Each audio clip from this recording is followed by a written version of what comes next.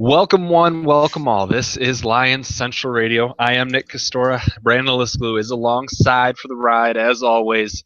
A lot of anger, a lot of vitriol, a lot of things to talk about with this one, folks. And for as positive as the last few shows have been, at least on my end, this one won't be. You know the story. It's been longer removed than usual from when we do these shows. It's Tuesday now. The game happened all the way back on Thursday. 27-23 Packers. You saw how it ended. Full breakdown coming. A lot of Jim Caldwell discussion. A lot of talk about just how this team let this game get away from them. And then at some point, we will look forward to the Rams, as we always do. We look forward to next week, but that's not for a while down the road on this show, folks. As always, first, let's get a little bit of spring cleaning out of the way. I'm tossing it over to my co-host. Yeah, folks, while the Detroit Lions sure wanted to kick a fan when they were just getting back up on their feet, we want to go ahead and thank you folks for tuning in. We know this is probably a tough one to listen to, so we thank you as we do each and every week by asking for something in return, apparently. We love the fact that you guys have been telling people about the show, whether it be just retweeting it, sharing on Facebook, whatever it may be. Again, appreciate that. Appreciate clicking through. It's Christmas season. Everybody's buying stuff on Amazon. I know I haven't bought a single Christmas present outside of Amazon. This isn't a commercial for them so much as I just don't never want to go in a store, Nick, ever. If I can help it, I do it all from home. Yeah, I did the and here I go. I'm going to talk about Amazon for a second, but I ended up buying one of those $30 tablets just because it was $30. It was like, oh, I don't need a tablet, but it was $30, so I bought a tablet. So yeah, please do click through that Amazon banner, folks. We appreciate it. That is definitely some first world stuff right there. But yeah, please keep clicking through for the holiday season. Share our link if you can on Facebook or by email, whatever it is. And we also now have a little email form on our website to the right, just above, I believe, the Amazon banner. You can go ahead and sign up there, and you will get updates each and every time we publish things on our website, whether that be the podcast or our picks articles, in which I am falling quickly on my face, much like the Lions this week. So why don't we just go ahead and go right back to it, Nick? And I see the question you want to start off with here. I thought – if it wasn't so early in Arizona, I probably would have had a few drinks before we had this discussion. But yeah. Well, Nick, where does this rank on the heartbreaking losses scale for you? Yeah, I think it's a question that's been asked at least a couple times now is where do you put this in context of other losses we've seen the Lions have, and we've seen far too many of them in my short lifetime. I've been privy to plenty of them, and is this the most heartbreaking loss you've had as a Lions fan? It's on prime time. It's everyone's watching. The Lions are surging theoretically towards a playoff spot, and they have the game in hand, and they even win the game as the clock stops, and then you get the face mask and the Hail Mary and the what have you. Where do you put this? And how do you put context around it? Because you can't say this is a team that was going to march to the playoffs, but and I didn't think they would anyway, but now they have I guess technically not 0%, but less than 1% chance of making the playoffs, and it's demoralizing because for me, they lost this game themselves rather than the Packers really winning it. Well, and it's interesting. I went ahead and I figured somebody had to put together this list, so I Googled heartbreaking Lions losses. Oh, is this like one of those 100-page slideshows then? No, it is not good old Bleacher Report. It's a good old Dave Burkett of the Detroit Free Press. Okay. And it's dated January 7th, 2015. We forget this is probably the third big-time loss, heartbreaking loss this year. Yeah. And at least that one, I'm sure everybody remembers what we're referring to, where the referees actually threw the flag. Did they actually call pass interference and then yeah, ahead? But yeah, cut out there. Yeah, I lost you. God damn it, my uncle keeps fucking calling. God damn it, dude. Fucking uncle. Yeah.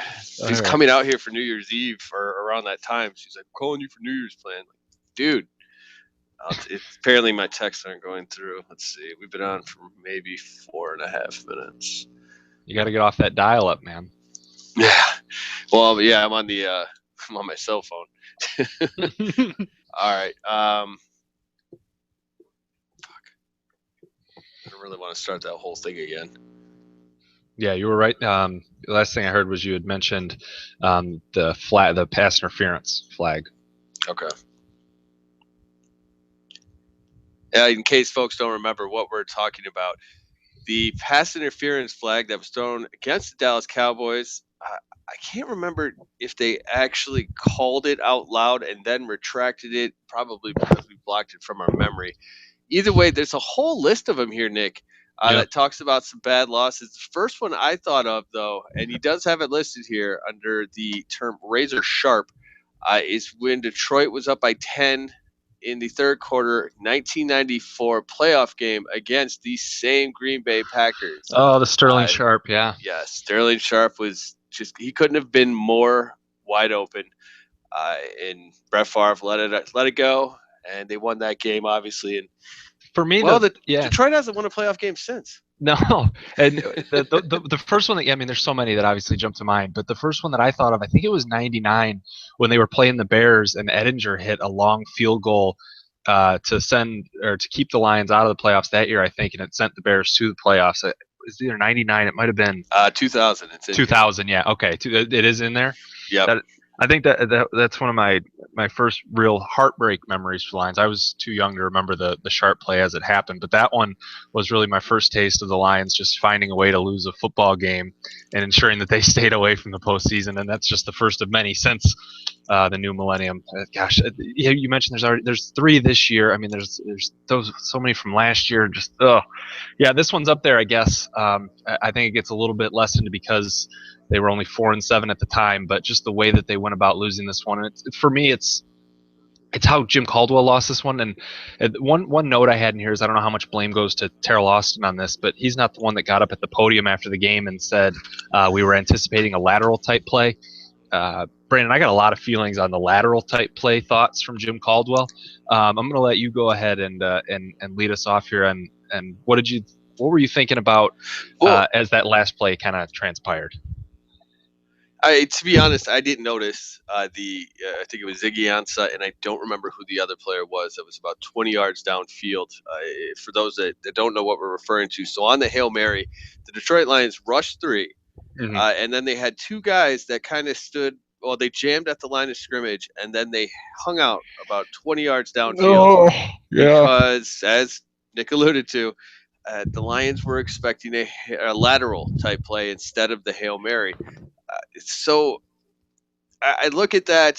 It's obviously it's insanity right off the jump. Can those guys not come forward? I'm not really sure of the rules. And to be fair, the rules are very difficult to pin down these days. If a defender goes into the end zone to defend a pass, he's not allowed to come out of the end zone, right? Well, that's why you would have those guys about 20 yards downfield. Yeah. You wouldn't want them in the end zone in that type of situation. Right, because that's like going out of bounds or something. You're just not allowed to come out of the. Oh no, you totally can.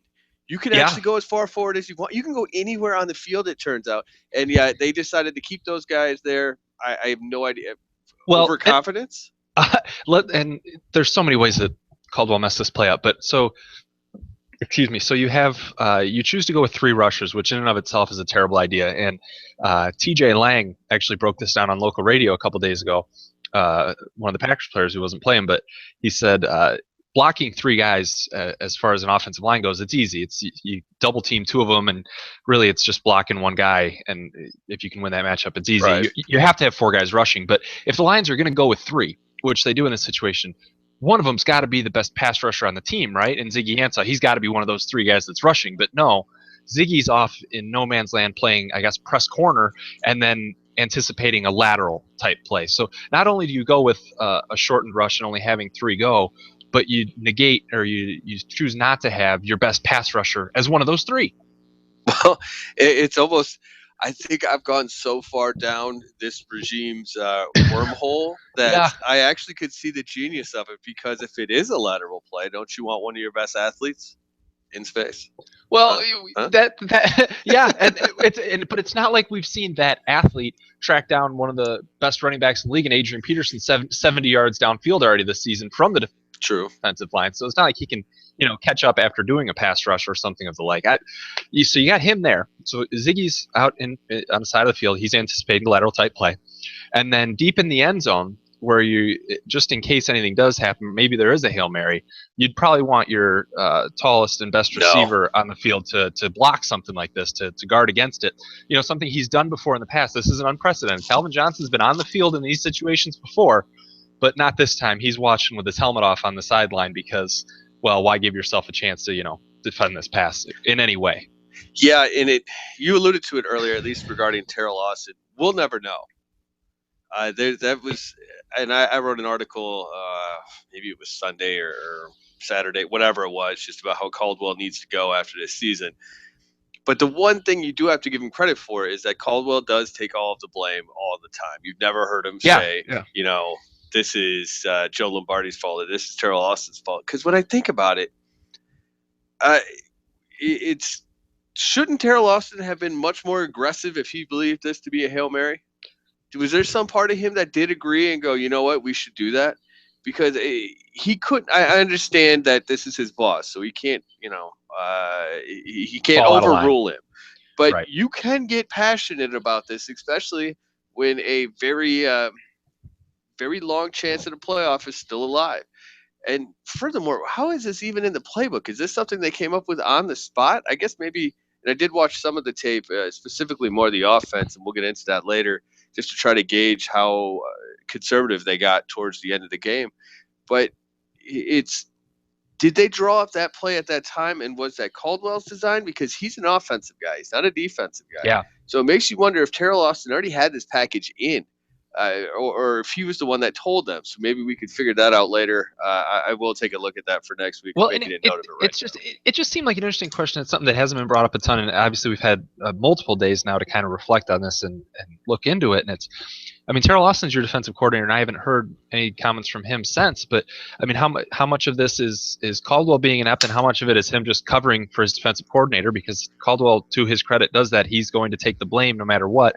And again, you said he's an offensive coach, so is he just covering for what Austin drew up here? Was Caldwell the one that was anticipating a lateral type play, or was it Austin? I don't know where all the blame lies, but I guess eventually it's the head man who deserves the blame because he's the one who has override on everything. So it's frustrating in every way. But if you don't know, you obviously default to saying it's Jim Caldwell's fault.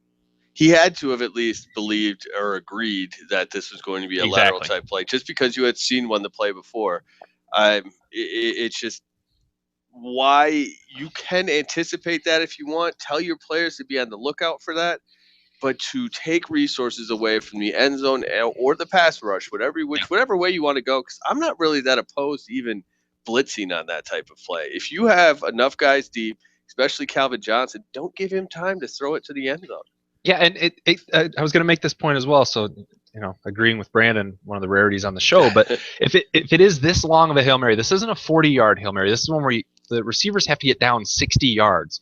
So if you're going to go after Aaron Rodgers, at minimum do it with a 4-man rush, not 3. But if you want to sell out and actually do a blitz, that's fine. You've got those 2 guys that are just in no man's land anyway that are going for the lateral type play.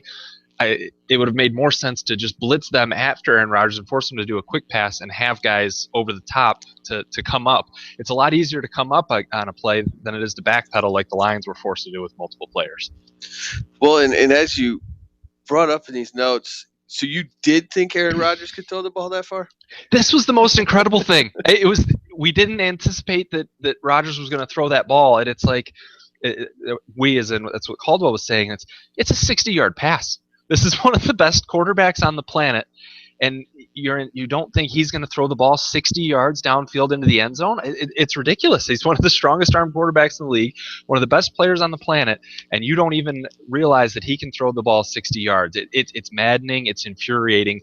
It's one of the many reasons why Jim Caldwell needs to go immediately. Well, and I guess I wanted to ask you that question. That's going to be my follow-up, but you think he should be gone right now? I would have fired him the morning after the game that night. If Martha was in attendance, she should have done it there right at the game. Yeah, I think he should be gone now. But here's the thing: to what end? What does it do?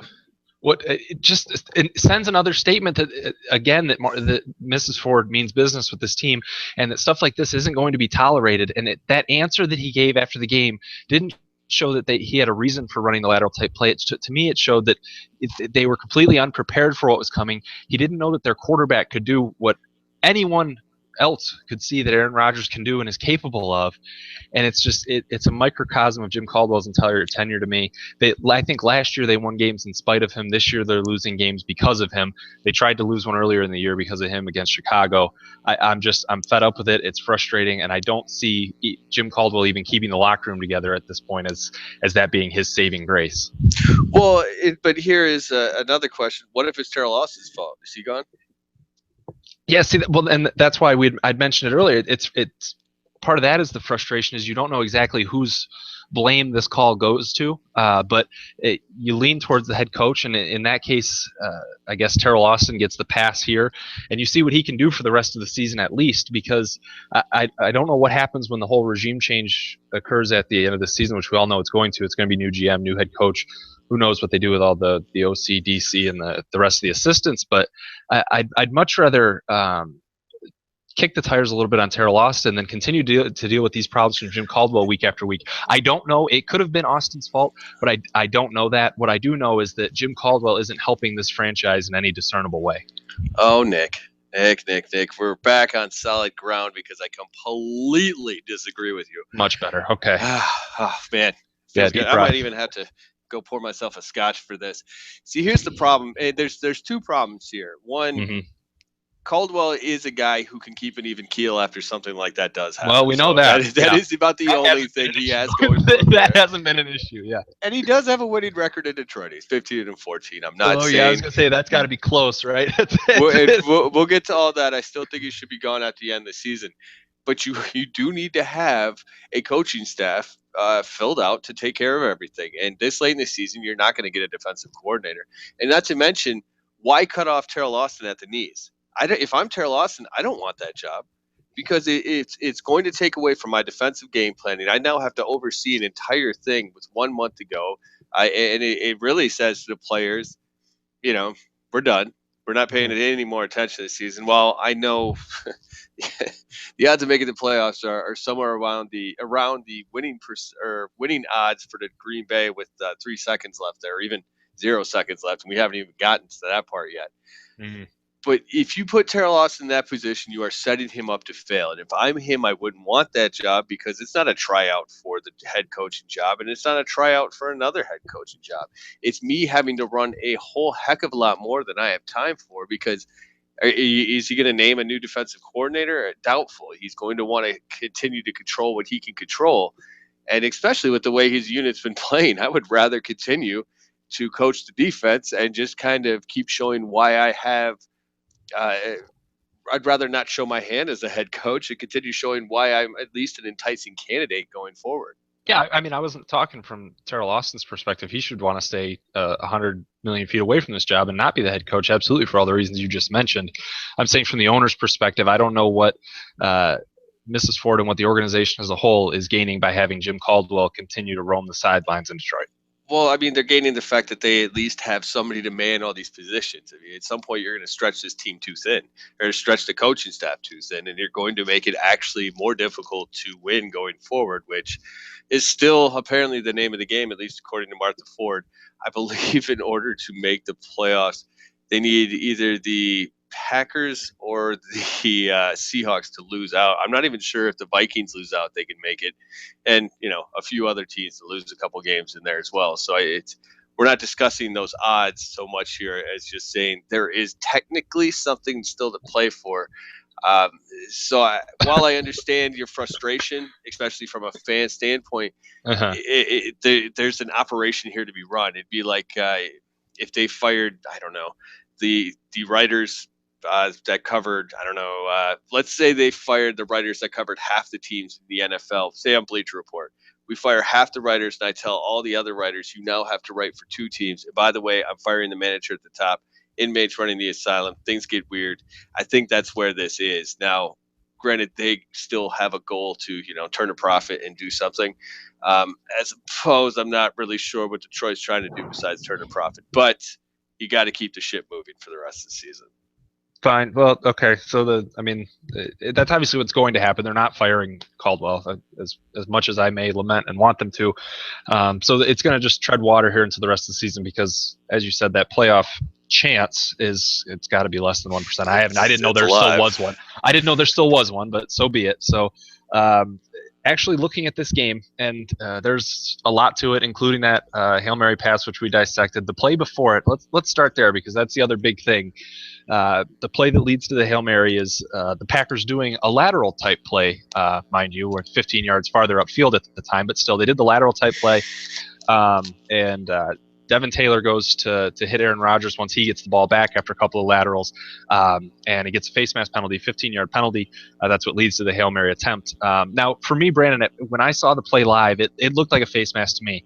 And obviously, when they slowed it down by the letter of the law, it wasn't a face mask. He got his shoulder. I didn't have a problem with the call in real time because even to my naked eye watching on TV, it seemed like he had gotten the face mask. You saw Rodgers' head cock and what have you. Did you have a problem with the call of the face mask? You do after, and somebody wrote a great article about we're now living in the era of the HD penalty. Mm-hmm. And their point is we see everything now. And it's in high definition and it's in slow-mo replay.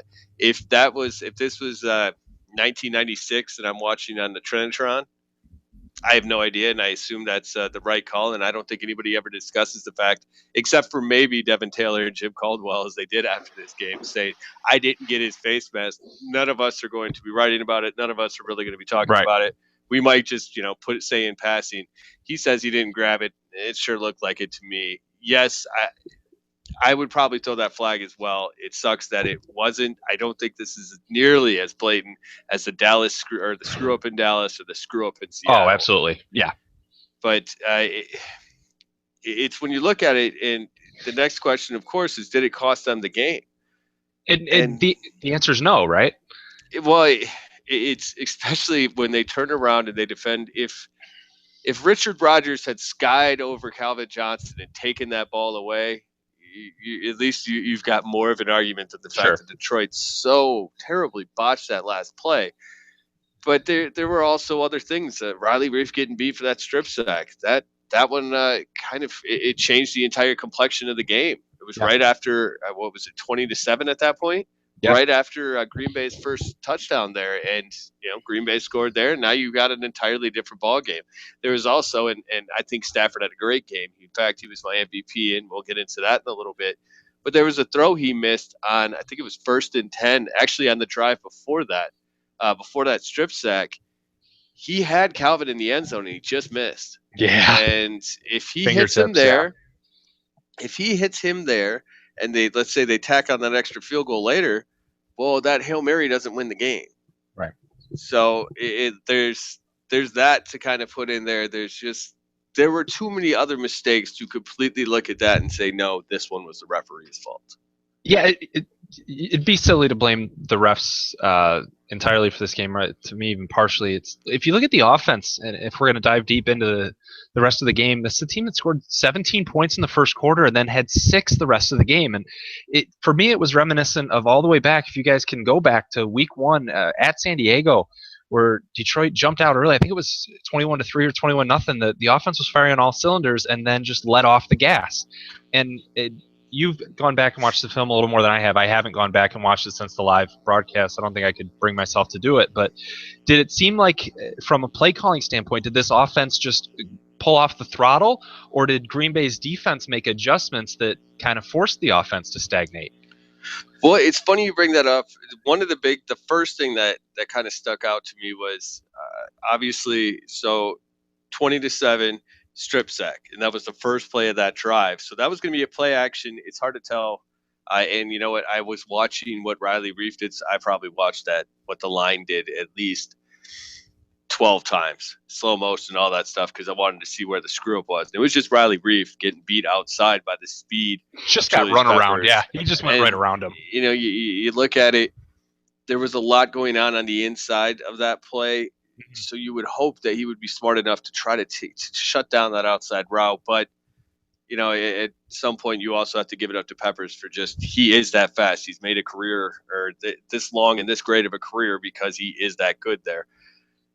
But the first 5 plays after the strip sack, went to running backs. They were Yeah. either runs or short throws. So it did get a little conservative. I think they were scared of Green Bay's pass rush at that point. And then that's when he missed T.J. Jones in the middle of the field on third down. I think it was like 3rd and 3 or something like that, where T.J. Jones stopped and it looked like Stafford threw it to him like he was going to keep going.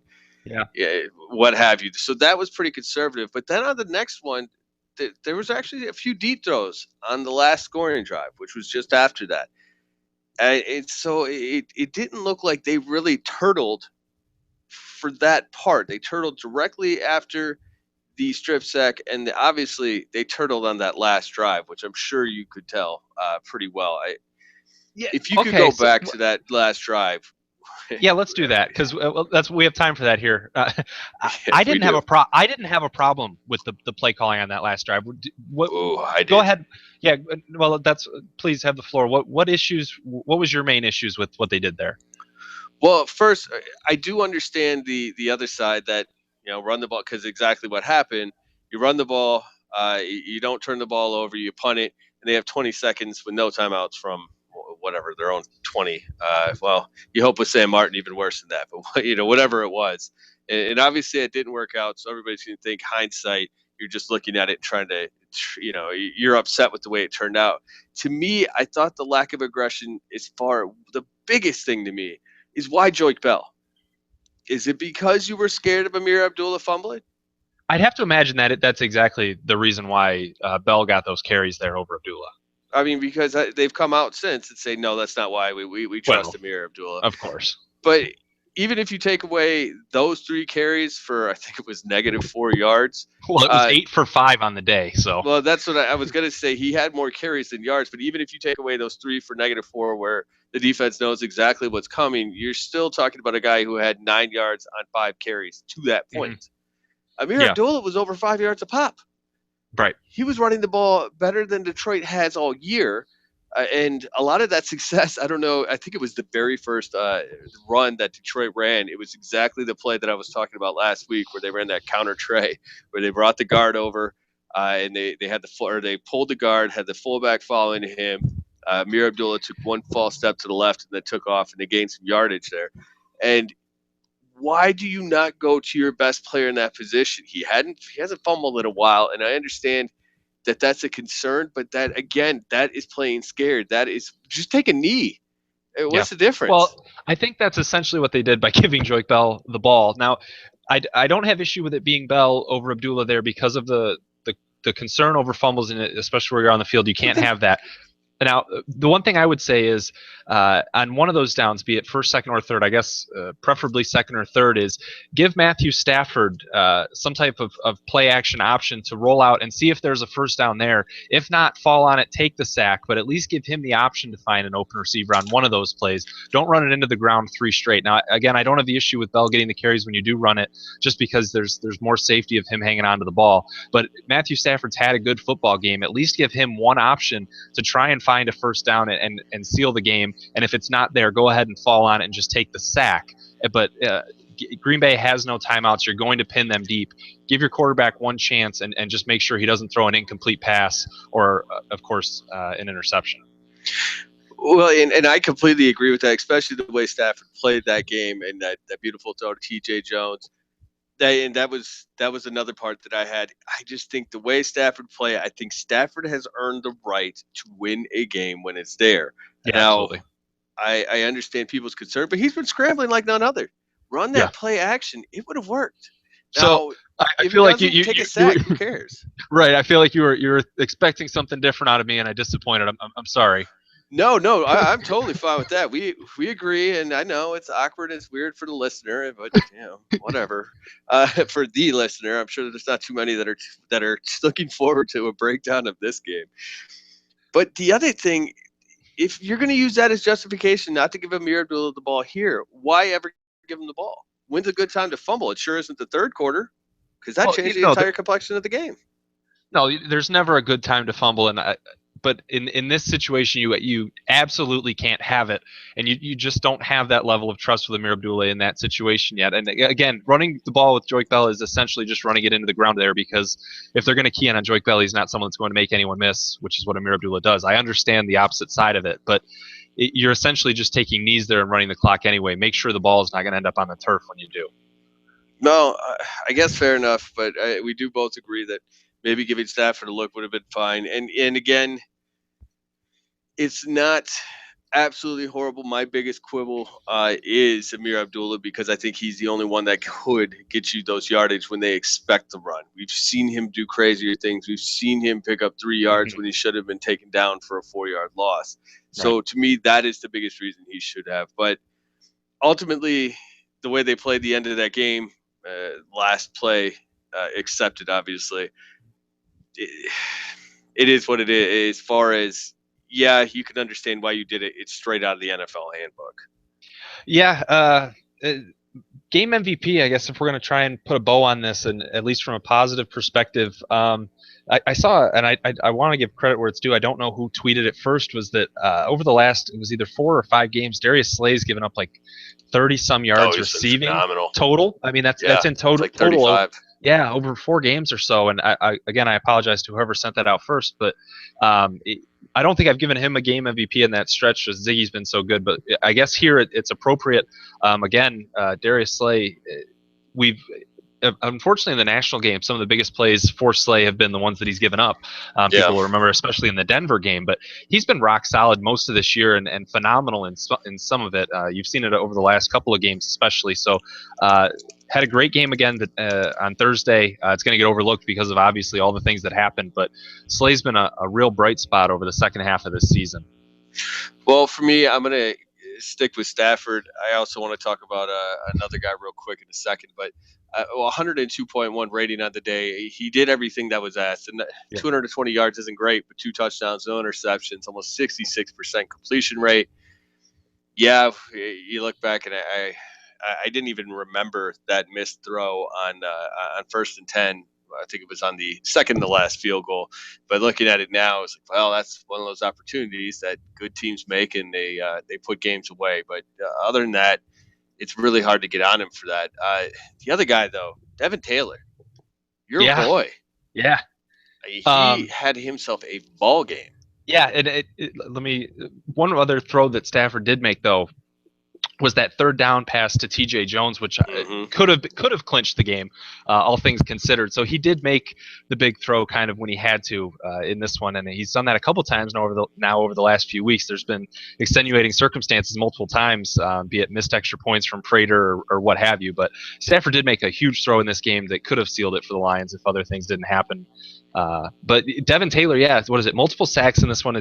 Unfortunately, I think the big takeaway is going to be the face mask call against him, and right or wrong. But outside of that, folks, Devin Taylor had a really good game, and I think he's reaping some of the benefits of the increased awareness of Ziggy Ansah and the attention that everyone has to pay to him on the other side shot. But Devin Taylor had a huge game in this one. I don't know if it's something we'll continue to see moving forward, but he's stepped up his game in a couple weeks now, the last 2 or 3 at least. Well, another thing that, I completely agree. It's going to be an interesting offseason as far as the veteran defensive line goes. Haloti Ngata, he's not worth what he's getting paid right now. Oh, yeah. But no. He's still he's still a solid. Serviceable. He's serviceable. Serviceable to good. I'd put that there, but I think he's making a total of 15 this year. Granted, Detroit's only picking up 8 of that tab, but he's not even worth that 8. But one quick thing before we move away from these MVPs with Stafford, there's no way they move on anymore, right? We can continue that conversation. There was never any way they moved on. Well, there were a lot of people calling for him. Oh no, it was fun fodder for him. I've got there might be a co-host here who wasn't a big believer. Oh no! But I think even through that, it was the organization was never going to, and isn't going to. There's just too many reasons for them not to. As much as I and others may have opined for it to happen, and especially now, it's not going to happen. Even once you do get a new GM in here. No, I don't. There you go. Put Okay. me on the spot. I'll say no, I don't. It's because of the play he's had over several weeks, and perhaps that's folly of me that after 4 weeks of good play, I can change such a major decision that I was calling for earlier in the year. Perhaps that's just my frustration with where this team I was think at. it's more But that than anything else. Sure. yeah, it's just it was frustration. But no, I'm certainly not calling for Matthew Stafford's head at this point. There's a lot of other pieces of this organization that do need to go. The quarterback is not one of them.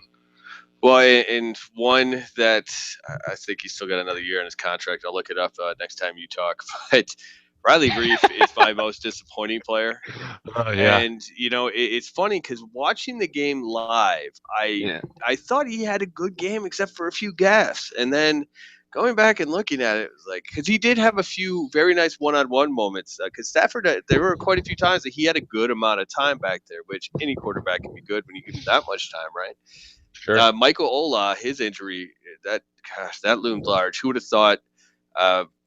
I've received a little bit of the business from a listener and a friend of mine for not talking about Michael Ola before this game, because he texted me during the game. He goes, "Who was that?" It's like, well, he's kind of been holding together that side of the offensive line. He had been playing very well. Ola was an afterthought when they signed him. Chicago got rid of him last year. Chicago's offensive line last year was absolutely atrocious. Oh, that tells you all you need to know right there, right? Yeah. Then Adrian Waddle came in and picked up, I think, 15 yards total on penalties. But Riley Reef, aside from the Big Peppers play, which coincidentally, did you ever see a picture of that? No, I haven't seen a still shot of it. He did this thing. He grabbed the frontal area of Matthew Stafford's helmet. I hear it's a penalty, and then it can negate the play before that, but that's neither here nor there. Riley Reef gave up 1 sack, 2 hits, and 2 quarterback hurries on the day. Even worse, on 5 carries outside the left tackle, the Lions gained 1 yard. So that's just, I don't know if there's a bigger or a more damning statistic than that. Yeah, I mean, obviously the Lions are going to have to look elsewhere at that position. They just haven't had much luck drafting tackles early in the draft. And Reef, I mean, I think even when they took him, it was he's someone that can hopefully be a good right tackle, and if he develops, maybe move him to the left side. And it's just there's not much meat on the bone there with Riley Reef at this point. So I just looked it up. Yeah, he has an $8 million cap hit with no dead money. Oh. No dead money? No dead money. Oh, that's music to this. Well, it's going to be music to the new GM's ears once he hears it. Yeah, that is. I mean, for the $2.5 million he's accounted against the cap this year, it's one of those. All right, you're not good. You're somewhere near okay usually. Yeah. Serviceable. But you know what, though? Do you remember how much money Goster Cherilus went and got on the open market, who was another bad tackle for the Lions that they moved on from? Riley Reef will go make money on the open market. That's just how dire the situation for tackles across the league is. So, I mean, I don't know what the replacement is going to be for Riley Reef when they do get rid of that $8 million cap hit, but he's going to go get paid somewhere just because it's a battle of attrition in this league. Well, the Lions are going to have quite a bit of money because all that dead money is going to be gone. Yeah. So that's going to be a huge boon for this team. So they'll have money to spend. I'm sure there will probably be a draft pick as well, or at least there better be. I'm sure people are going to freak out. But I think as far as writing one of those cut, keep, or extend or articles later in the season, or when we eventually talk about it, I'm thinking Riley Reef he's a pretty safe bet for cut at this point. Yeah, I can't believe the no dead money. I mean that. $8 million versus 0 for Riley Reef. It's going to be a pretty easy decision. Kind of funny. It's like Mayhew's final gift. Yeah, right. So another offensive or another tackle. Let's talk about for a second. Andre Fluellen, not off tackle, but another tackle wave. Fluellen was waived from the IR, which is a really weird distinction. And now this is just a tweet I saw from Dave Burkett. Of the Free Press, he tweeted that Andre Fluellen was waived from the injured reserve. I don't know how that works or what the function behind that is. Hopefully we'll get more of a story to how that works at some point. But this is just a tweet that went right before we went on the air. So is this the last time Fluellen dons the Honolulu blue and silver? Yeah, right. Yeah, I know. The one thing regarding it, and I thought of this, I know we kind of talked about it before the show, and I couldn't think of how that works. But I'm pretty sure there's some kind of injury settlement or something that happens like that. But I'm completely going off the cuff and trying to find anything that would back that up right now. And, well, having little to no luck. So let's move on. Yeah, so the Lions, in your draft position update, they're 10th right now, so they do have a top 10 pick as it stands. This week, it's here's a matchup that's not going to intrigue just about anyone other than your fantasy football playoffs, probably. And gamblers. Lions at Rams. Rams. This is a team that was 4-3 just 5 weeks ago. Now they sit here at 4-8, having completely lost any sense of offense. Nick Foles is at quarterback. He was out, but an injury to Case Keenum brought Foles back in as quarterback. No, it didn't even bring him back in. It brought in. Oh no, wait, did it? Yeah. Oh, I got the Cleveland situation mixed up. I was going to say Austin Davis. They went to Austin Davis. Yeah, there we go. Yeah, so this is the one where Keenum he got concussed. He actually stayed in the game, and there was a little bit of a controversy of how did that get through or whatever. But anyway, Nick Foles is in at quarterback and doing a terrible job for the Rams at this point. They've lost 5 in a row. Todd Gurley was a sensation earlier in the year, but because they can't throw the ball, they have no offensive balance, and there's just no running lanes for Gurley to get through at this point. I think last week he only had 30-some yards. I have him on 2 of my fantasy teams, and neither of those made the playoffs. I wonder why, but he hasn't been able to get back to the 100-yard mark in at least 3 weeks now, I think it is, and they just can't throw the ball whatsoever. So 4-8 versus 4-8, there's not a ton of intrigue outside of fantasy or gambling purposes, as you said, Brandon. But I guess, what do you think of this Rams team, and what's the biggest advantage for Detroit going into this game? Well, the first thing I think about this Rams team, and it's something I've heard on, I listened to a podcast called Breaking the Book, which is obviously a gambling podcast, and they were talking about it. Has anybody made more money out of a Super Bowl appearance or a Jeff loss? Fisher? Yeah. Oh, my. What's he incredible. Done? What has he done? Why is he such a sought-after commodity? He lost so many games near the end of his Tennessee tenure, and then he's obviously done terrible with St. Louis. So it's I can't imagine he'll be back next year, but I guess who knows, especially with that team, if they're even going to be in St. Louis, if they're moving to Los Angeles. Yeah. But yeah, that is my first thought, is the mustache. Well, it just keeps on rolling as far as a paycheck, not as far as the win-loss column. Right. Yeah. Yeah. That's just an enigma that's bothered me for a couple of years now. Is outside of one Super Bowl appearance, what has Jeff Fisher done? But so have you. Looking at this game, the advantage for Detroit, and I hinted at it in the kind of the overall preview of the game, but the Rams can't throw the ball. And here's one off the top, Brandon. Name 2 receivers that Nick Foles is throwing to right now. Is Quick still on the team, or Givens? Good enough to prove my point. They can't throw the ball. They don't have weapons to throw to, except for maybe Gurley coming out of the backfield. It's not a team with any type of explosive offense, and I forget who they played last week, but it really drove the point home. They've only scored 189 points this year on offense, which is, I think, second worst in the league. I think only the Niners have scored fewer points than the Rams have this year, so that bottom of that NFC West division is just pathetic. But the Rams can't throw the ball, and they can't attack Detroit's biggest weakness, which is some of the attrition that's been going on in the secondary and at the corner position. So the Lions can really key in on Gurley and attack what St. Louis theoretically should be best at. Well, I just want to go ahead and give an update. Chris Givens has 1 catch this year. Brian Quick has 7. Okay. I don't know what I win, but yeah. Their leading receiver is actually Kenny Britt. Oh, it is? Yeah. Oh, when I said 2, I was thinking Tavon Austin and then name another one. But okay, yeah, there you go, Kenny Britt. Well, Tavon Austin is the leading receiver as far as receptions, but he actually has almost 100, about 88 yards or so less than Britt. To put this in perspective, Britt has 445 yards, and he's the one that leads the team.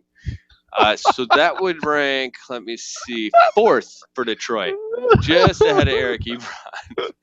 So yes, they are atrocious in that respect. I'm piggybacking off you a bit here. It's the fact that the Rams already are one-dimensional. And it's Detroit's little renaissance here, if that's what you want to call it, because they were literally less than a second away from 4 straight wins. So that is a renaissance in any way you put it.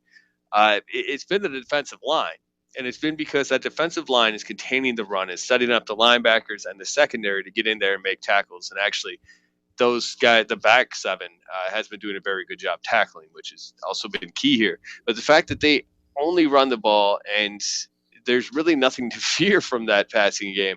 It's an incredible advantage for Detroit. To build off what you said, as far as scoring, they had the worst scoring percentage in the league as far as drives.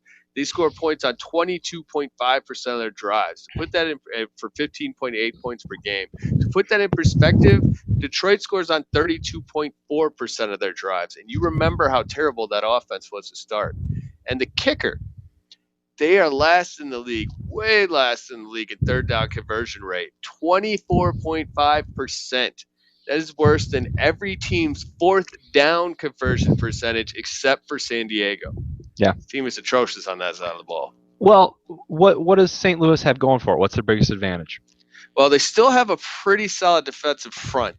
You don't really want to mess with too many of the guys over there as far as they have Aaron Donald, which I think we brought him up on the show before, right?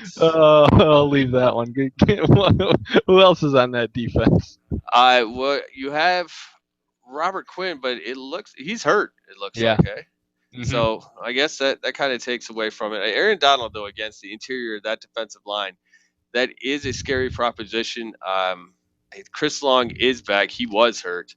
He came back a few weeks ago, but he's been generally ineffective. Yeah, he hasn't been good, especially since coming back from injury. Gosh, actually, his numbers on the season, yes, this is Pro Football Focus's stats.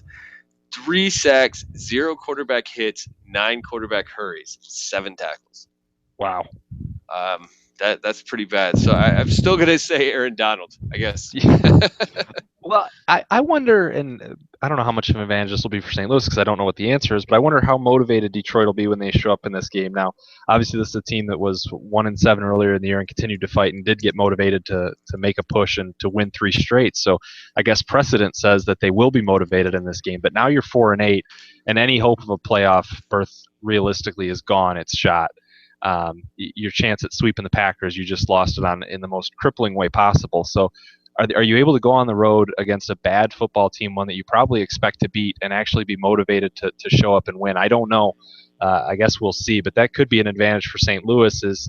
I don't know where Detroit's motivation is going to come from in this game.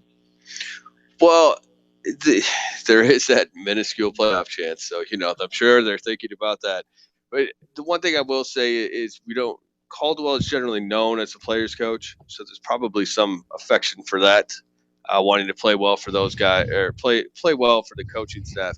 Mm-hmm. But also the fact that a good cure when a team is not playing well is going on the road and getting away from everything. Now, this isn't the same situation, but it is they get to go away for a little while and get away from all of the crap that comes from that Hail Mary play. So it's a stretch, but it is just a touch of a positive. Yeah, I mean, but last time they got away, they went all the way to a different continent and then got thoroughly wrecked by the Chiefs as well.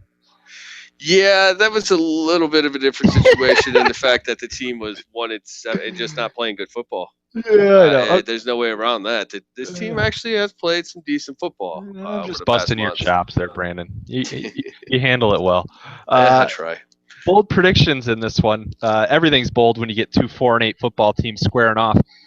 I got Amir Abdullah outgaining Todd Gurley. Last week you had Amir Abdullah going for over 100 yards, and he probably should have and could have in that game. He looked solid for a lot of last week's football game. I think he finished with 70 yards or so. There was a big run, a 35, 36 67 on 13 carries. There you go. Yeah, he had a 36-yard run in there. That was a really explosive play, something we haven't seen a ton of from Abdullah this year. But I think this is more predicated on the Lions being able to really stop Gurley because they can key in on him.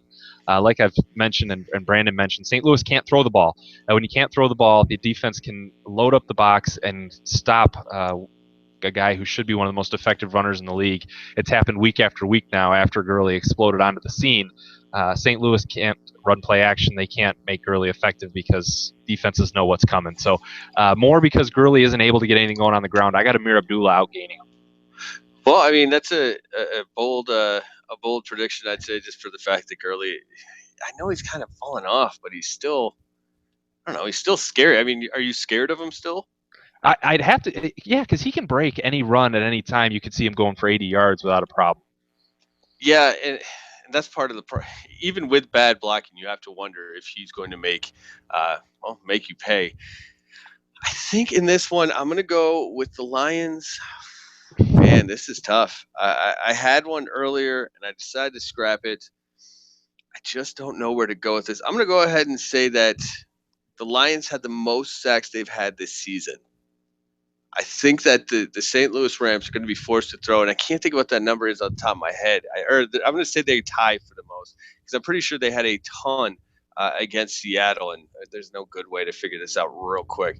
But I will say that I don't see how St. Louis is going to stay in this game running the ball. I think they're going to be forced to throw the ball, and if that's the case, I really see Ziggy Ansah and Devin Taylor continuing their devastating ways.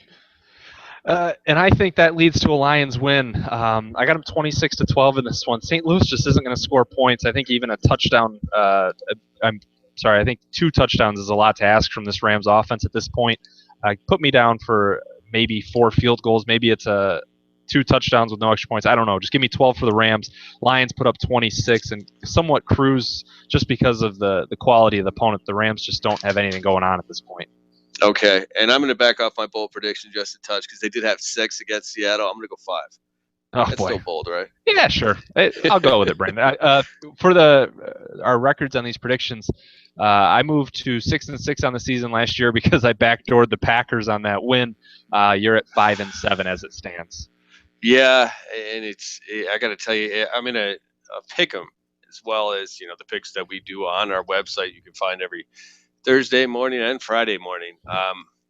Man, I have been on the wrong side of some seriously bad beats. I had the Browns for that field goal Monday night, and then I had Detroit. So both recovered.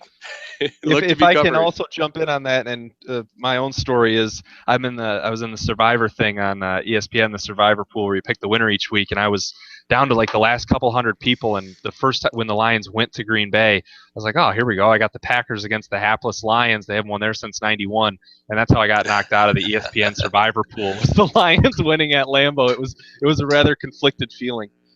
Well, it serves you right, Trader. Well, folks, we want to hear what you think about the game, your predictions, everything you think about the Detroit Lions today. Or, maybe some of you want to write us an impassioned reason for why the Lions should hold on to Riley Reiff and his $8 million cap hit in 2016. You can find us on Facebook, Lions Central Radio. You can find the show on Twitter at Lions Central PFC. You can find me on Twitter at Brandon Olisoglu. That's ALISOGLU. You can find Nick Kostora at Nick Kostora. That's KOSTORA. Yeah, folks, until next week, we'll be back again after this Rams game. We'll look forward once more to week 15. Wow, the season's going by pretty quick here. For Brandon Olisoglu, I am Nick Kostora. Thank you so much for tuning into Lions Central Radio.